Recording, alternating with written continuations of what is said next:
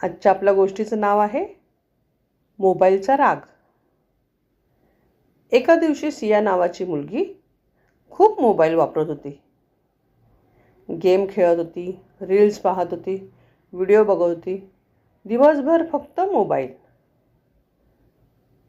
एके रात्री अचानक तिचा मोबाईल बंद झाला.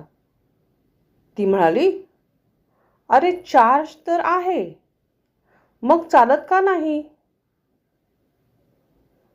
तेवढ्यात मोबाईलमधून आवाज आला, मी थकलो आहे, मला पण विश्रांती हवी. सिया घाबरली. तू बोलतोयस?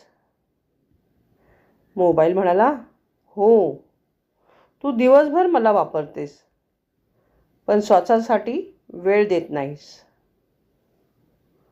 आईशी बोलत नाहीस, बाहेर खेळत नाहीस, फक्त मीच. सियाला आपल्या चुका समजल्या. दुसऱ्या दिवशी तिने नियम केला.